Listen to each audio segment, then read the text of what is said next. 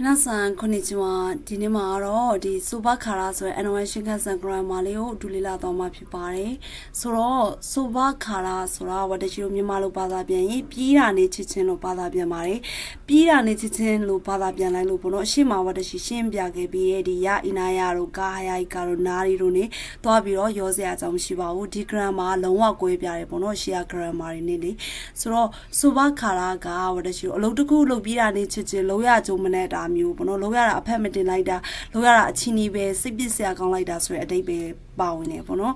ဆိုဘာခါလာရဲ့အသုံးပြုပုံကိုပြောရမယ်ဆိုလို့ရှိရင်သူ့ကိုဘလို့ချင်းနေမျိုးမှသုံးရလဲဆိုတော့အလုပ်တစ်ခုကိုလုပ်ပြီးတာနဲ့အချိန်ခဏလေးအတွင်းမှာပဲဒါမူလအခြေအနေအစိုးဘစ်ကိုပြန်ပြီးတော့ရောက်သွားတယ်ဆိုတဲ့အခါမျိုးမှာဒါမှမဟုတ်လို့ရှိရင်လည်းဒါအစိုးတဲ့အခြေအနေကစစ်တိုက်ဖြစ်နေတယ်လို့ပြောချင်တဲ့အခါမှာဒီ grammar ကိုသုံးပါတယ်ဥပမာဆိုလို့ရှိရင်ဝတ္တကြီးတို့အခန်းတစ်ခန်းကိုရှင်းလိုက်ပြီးတာနဲ့ချစ်ချင်းကလေးတွေကရှုပ်ပွားလောက်သွားတယ်ဆိုလို့ရှိရင်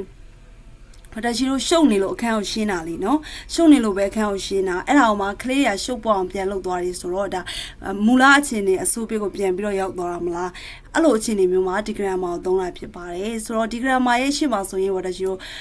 ဘာ form တွေလိုက်လေဆိုလို့ရှိရင်ဘာ dictionary form ရဲ့ပြီးတော့ဘာ data form ရဲ့လိုက်ပါတယ်ဒီချာမှတ်ပါမယ်သူရှိမှာဆိုရင်ဝတ္တရှိတော့ verb dictionary form ရဲ့ပြီးတော့ data form ရဲ့လိုက်ပါတယ်ဆိုတော့ example sentence လေးတွေကိုဖတ်ကြည့်ပါမယ်一番မှာဆိုလို့ရှိရင်毎日漢字を書くそばから次々に新しいメールが来るနေတိုင်းနေတန်းပေါ့နော် handy reply တွေကိုရေးပြီးတာနေချစ်ချင်းဟုတ်လဲနောက်ထပ်အသစ်သုံးမေးတွေကထက်လာတယ်ဆိုတော့ဘာတရှိတို့ဒါမေးလာလို့ပဲတော့ reply ပြန်ပေးတာအောင်မှာပဲထပ်ပြီးတော့ဒီလိုဖြစ်နေရတော့ဆိုတော့ဒီမေးရထက်လာနေရဆိုတော့ဒါမကောင်းတဲ့အခြေအနေဒါမူလအခြေအနေပဲပြန်ပြီးတော့ရောက်သွားဖြစ်တဲ့အတွက်ကြောင့်မလို့ဆိုဘာခါရာဆိုတဲ့ grammar လေးကိုသုံးတာဖြစ်ပါတယ်။နိဗ္ဗာန်မှာတော့ဆိုလို့ရှိရင်このテクストは漢字が多くて大変だ調べたそばから新しい漢字が出てくるဆိုတော့このテクストဒီ textbook မှာပေါ့နော်ဒီခန်းကြီးတွေအများပြီးတော့အရန်ပေမယ်နဲ့အဲအကြောင်းမလို့သူကဘာလုပ်လဲဆိုရင်ရှီရာဘေတာဆိုပါခါလာရှာဖွေပြီးတာနေချစ်ချစ်အသစ်သောခန်းကြီးတွေကထွက်ပေါ်လာတယ်တဲ့သူပြောချင်တာစာအုပ်တုပ်ထဲမှာခန်းကြီးတွေကဒီများလုံးလို့သူပြင်မှန်းနေပေါ့နော်အဲဒါကြောင့် तू မသိတာတွေကဒါအများလို့ तू dictionary တွေပါရှာလိုက်တယ်ရှာလိုက်ပြီးတာနေချစ်ချင်းမဲ့တာဒီအသက်တော့ခန်းကြီးတွေကထွက်လာတယ်ဆိုတော့ဒါမကောင်းတဲ့အခြေအနေကစစ်တိုက်ဖြစ်နေတဲ့သဘောဖြစ်တာဖြစ်တဲ့အတွက်ကြောင့်မလို့ဝရချီတို့ဘာသုံးတာလဲဆိုရင်ဆိုဘာခါရာဆို grammar လေးကိုသုံးထားပါတယ်စမ်းမမှာတော့ဆိုလို့ရှိရင်ကစမစနီနာလူတော့ဟာရတာဆိုဘာခါရာမတာပဲစနစေကျူရှောကခရ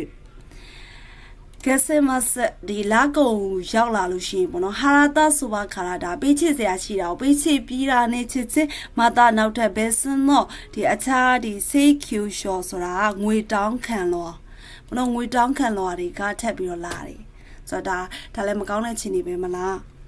ဘာတရှိတို့ဒါပိဇက်ရှိတာကိုပေးလိုက်တယ်ပြီးတော့နောက်ထပ်ဒါပိဇက်ရှိရပေးလိုက်ပြီးရင်လည်းပဲနောက်ထပ်ပါလာလေဆိုရင်နောက်ထပ်စေးကျူရှောဒါလောရတာအဖက်မတည်မှုဆိုတဲ့သဘောဒီလာစာတွေကအဖက်မတည်မှုဆိုတဲ့သဘောပေါ့နော်ဒါကြောင့်မလို့စူပါခါလာကိုသုံးတာဖြစ်ပါတယ်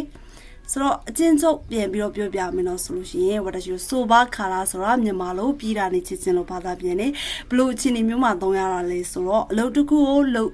ကိုအပိမန်းခံပြီးတော့လုပ်ပြတာနဲ့အချင်းခဏလေးအတွင်းမှာပဲမူလအခြေအနေအစိုးဘစ်ကိုပြန်ပြီးတော့ရောက်သွားတယ်ဆိုတဲ့အခါမျိုးဒါမှမဟုတ်ဒီမကောင်းတဲ့အခြေအနေကစစ်တိုက်ဖြစ်နေပါတယ်ဆိုတဲ့အခါမျိုးမှာဒီ grammar ကိုသုံးပါတယ်သူရှင်းမှာတွေ့တဲ့ form တွေကတော့ verb dictionary form ရဲ့ပြီးတော့ data form ရဲ့တွေ့ပါတယ်ပြီးတော့ဘုံတော့မင်းဆန်တော့ example တစ်ကြောင်းနဲ့သေချာမှတ်ထားပါ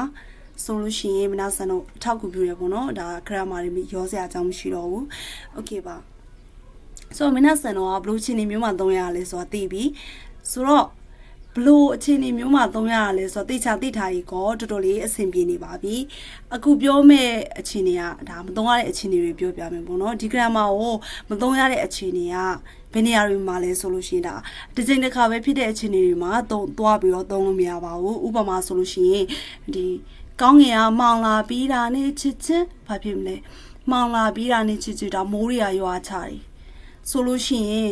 အဲ့လိုတစ်ချိန်တစ်ခါပဲဖြစ်တဲ့အခြေအနေမျိုးမှာသုံးလို့မရဘူးဘာဖြစ်လို့ဆိုလို့ရှိရင်ဒါကောင်းကင်ကြီးကမှောင်လိုက်မိုးကရွာလဲမိုးရွာပြီးကောင်းကင်ကြီးကပြန်မှောင်ပြီးတော့ပြန် ရွာတာမဟုတ်ဘူးလေနော်ဒါဒီအခြေအနေကဒါတစ်ချိန်တစ်ခါပဲဖြစ်တဲ့အခြေအနေမို့လို့အဲ့လိုအခြေအနေမျိုးမှာဆိုဘာခါရာဆိုတဲ့ grammar ကိုသွားပြီးတော့သုံးလို့မရအောင်ဆိုဘာခါရာဆိုတဲ့ grammar ကဝတရှိတို့မီနာဆန်တို့ဘောနော်ဒီခန်းကြီးတို့မှတ်တယ်မလားခန်းကြီးတွေကိုမှတ်ပြီးတာနဲ့ချစ်ချင်းပြန်မေ့သွားတယ်ပြန်မေ့သွားတော့ပြန်ပြီးတော့မှတ်တယ်ပြန်မှတ်တော့ပြန်မေ့တယ်အဲ့လိုအခြေအနေမျိုးမှာပဲဒီဆိုဘာခါရာဆိုတဲ့ grammar ကိုသုံးလို့ရတာဖြစ်ပါတယ် okay ဆိုတော့ဒါကပထမတစ်ချက်ပေါ့နော်နောက်ဒုတိယတစ်ချက်ကကြောင့် positive အခြေအနေတွေမှာသုံးလို့မရအောင်ဒါတော့ water ရှိပြောထားပြီး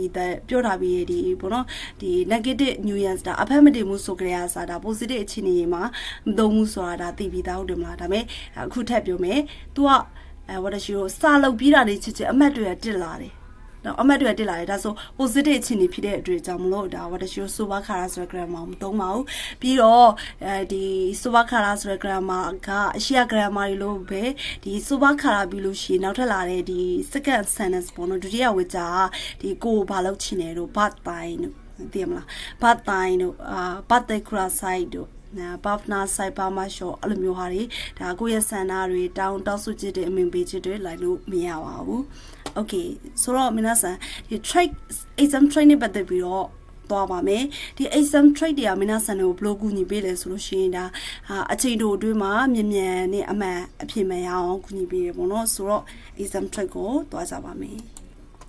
GPT exam မှာဆိုလို့ရှိရင်ပေါ့နော်ဒီ soba khara ဆိုတဲ့ grammar ကိုရအီနာရတော့ခါဟိုင်ကာရိုနဲ့ရောပြီးတော့မေးတဲ့ပေါ့နော်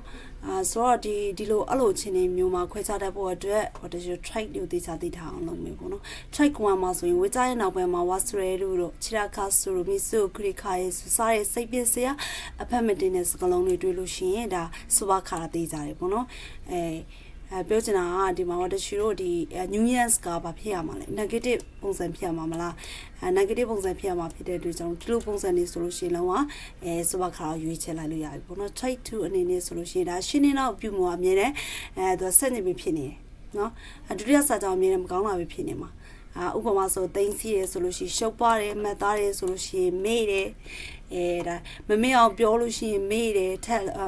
ဒီအမအောင်မလုံးနဲ့လို့ပြောလို့ရှိရင်အမအောင်ထက်လုပ်တယ်အဲ့လိုမျိုးပေါ့နော်ဒီမကောင်းတဲ့ဒုတိယ sentence ကအမြဲတမ်းမကောင်းတဲ့ဘက်ကိုသွားနေပါမယ်ဆိုတော့ဒီ grammar ကိုနားလည်မလဲဝါတချီတော့ဒါ range လေးလောက်ကြည့်ပါမယ်ဒီမှာဆိုလို့ရှိရင် sofowa saki oshieta nani mata onaji koto khite khu အဖွားပေါ့နော်ခုနကပြောပြခဲ့ပြီးတဲ့ကွယ်လိုက်နောက်ထပ်တူညီတဲ့အကြောင်းအရာကိုမေးလာပြန်နေဆိုတော့ဒီမှာ verb တွေကိုယင်သွားကြည့်လိုက်ပါမယ်ဒီမှာဆိုရင် oshieta ပြောပြခဲ့ဒီမှာဆိုရင် khite khu ပြန်မေးလာတယ်ဆိုတော့ဝါတချီတို့အပြုတ်မှုကဘယ်လိုဖြစ်နေလဲဆိုလို့ရှိရင်စန့်ကျင်ပြီးဖြစ်နေပါတယ်ပြီးတော့ဒီမှာဆိုလို့ရှိရင်တာ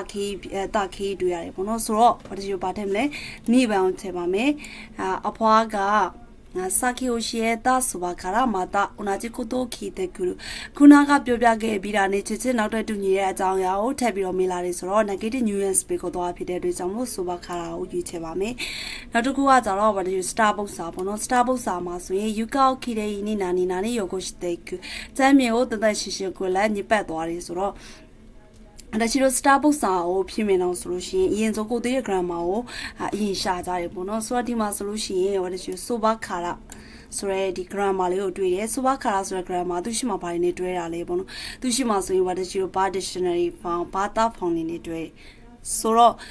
ဒီမှာဟိုဒါချီရှာကြည့်လိုက်မယ်ပေါ့နော်အဲ့ဆိုဒီမှာတွေ့ပါပြီနံပါတ်3မှာ fuita တခေပေါ့နော်တခေဆိုတော့ဒီ soba khara ရဲ့ရှင်မှာဒီ fuita လာမယ်ပြီးတော့ဒီမှာ asia dos ခဲ့တဲ့ဆိုတာမြန်မာလိုဘာသာပြင် asia dos ဆိုတာခြေရပေါ့နော်ခြေရကိုကြံစေတာ inu ကဒါခွေးကပေါ့နော်ဆိုတော့စီလီယိုကဝတ်တရှိဒီမှာတင့်တော်ထည့်လိုက်မယ်နော်ဆိုလို့ရှိရင်ကျမ်းမြေကိုတန်တန်ရှင်းရှင်းတုပ်ပြီးတာနဲ့ချစ်ချင်းခွေးတွေကဒီခြေရတွေကိုကြံစီပြီးတော့ညစ်ပတ်အောင်လုပ်သွားတယ်ဆိုတော့အဖြစ်မှန်ဘယ်လိုဖြစ်မလဲဆိုရင်စန်အီချီယွန်ပြီးတော့ပါလာမယ်ဆိုနိပေါ့နော်ဒါအဖြစ်မှန်ဖြစ်တယ်โอเคပါဆိုတော့မင်းသားဆန်တော်အတွက်အိမ်စာလေးရှိရပေါ့နော်ရှုကုတန်လေးရှိပါတယ်ဘာလို့ဆိုဒီမှာအချီကနေပြီးတော့ယွန်းမန်အထိပေးထားတယ်ပေါ့နော်ဒီစကားစုတွေကိုဒီမှန်ကန်တဲ့ sentence တခုတိဆောက်ပြီးတော့ဒီအောက်က comments မှာမှန်ခဲ့ပေးပါရှင်ဝတရှိစောင့်နေပါတယ်ဆိုတော့今日はこれで終わります最後まで見てくれてありがとうございましたお疲れ様ですまたね